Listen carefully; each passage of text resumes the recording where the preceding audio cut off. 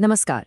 कभी ये सवाल मन में आया है कि ईश्वर जो हर जगह है, जिसका कोई रूप नहीं, उसे भला एक मनुष्य के रूप में इस दुनिया में आने की क्या जरूरत पड़ गई? देखिए, ये एक बहुत ही गहरा सवाल है और इसका जवाब एक दिव्य वचन में, एक प्रॉमिस में छिपा है।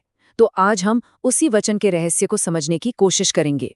ये श्लोक सिर्फ एक कथन नहीं है, ये एक बहुत शक्तिशाली वचन है, एक डिवाइन प्रॉमिस। ये बताता है कि ईश्वर कब और क्यों प्रकट होते हैं। तो सवाल ये उठता है कि आखिर वो कौन सी परिस्थिति है जो उस परम शक्ति को एक साकार रूप लेने पर विवश कर देती है। इस वचन को ठीक से समझने के लिए हमें पहले उस समस्या की जड़ तक पहुंचना होगा, और वो समस्या है धर्म का संकट। जब हम धर्म और अधर्म की बात करते हैं तो ये सिर्फ गुड वर्सेस ईविल या सही गलत की लड़ाई नहीं है। धर्म असल में वो कॉस्मिक ऑर्डर है, वो नैतिक व्यवस्था है जो पूरे ब्रह्मांड को आप कह सकते हैं कि एक बैलेंस में रखती है। और अधर्म अधर्म ठीक इसका उल्टा है। मतलब जब ये संतुलन बिगड़ता है तो केओस होता है, अराजकता फैलती है। और इस असंतुलन का असर बहुत ही वास्तविक होता है। जब अधर्म बढ़ने लगता है तो जो सज्जन लोग हैं उनका जीना मुश्किल हो जाता है। समाज को बचाने वाले जो सिस्टम्स हैं वो खुद ही चरमराने लगते हैं, वो उनकी रक्षा नहीं कर पाते। तो जब इंसानी व्यवस्थाएं फेल हो जाती हैं तब होता है दिव्य हस्तक्षेप, और इसी को हम कहते हैं अवतार। ये कोई अचानक होने वाली घटना नहीं है। ईश्वर जानबूझकर एक साकार रूप की रचना करते हैं ताकि वो लोगों के बीच आ सकें, और लक्ष्य सिर्फ एक है, लोक कल्याण और सृष्टि के उस बिगड़े हुए संतुलन को फिर से बनाना।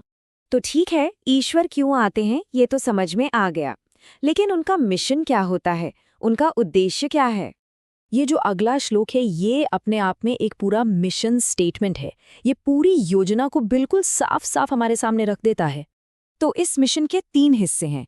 एक 3 पॉइंट प्लान समझिए। पहला, जो सज्जन लोग हैं उनकी रक्षा करना। दूसरा, जो दुष्ट हैं उनका विनाश करना। और तीसरा, जो सबसे जरूरी है, वो है धर्म को फिर से स्थापित करना। और ये कोई वन टाइम इवेंट नहीं है।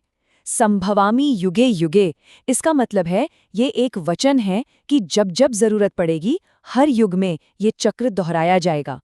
लेकिन एक सवाल अब भी बाकी है।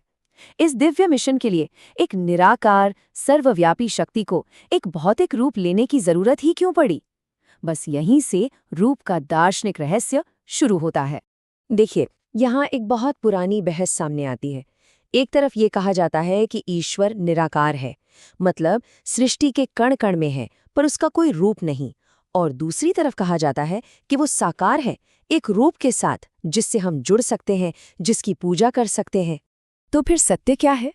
सत्य ये है कि ईश्वर को किसी एक रूप में बांधना ही एक भूल है। वो निराकार भी है और साकार भी। इसलिए कोई भी साधक अपने प्रकृति के हिसाब से कोई भी मार्ग चुन सकता है, दोनों ही सही हैं। और ये बात हमें अंतिम और सबसे महत्वपूर्ण निष्कर्ष पर लाती है। ये श्लोक हमें बताता है कि ईश्वर के जन्म और कर्म की इस दिव्य प्रकृति को सही मायने में समझने का फल क्या मिलता है। तो ये अंतिम श्लोक कहता है कि जो कोई भी इस जन्म और कर्म की दिव्य प्रकृति को तत्व से, यानी उसके एसेंस को जान लेता है, वो जन्म मृत्यु के चक्र से मुक्त हो जाता है। और ये हमें एक बहुत गहरे प्रश्न के साथ छोड़ जाता है। इस ज्ञान को तत्व से जानने का असली मतलब क्या है? और आखिर ये ज्ञान परम मुक्ति का मार्ग कैसे खोलता है?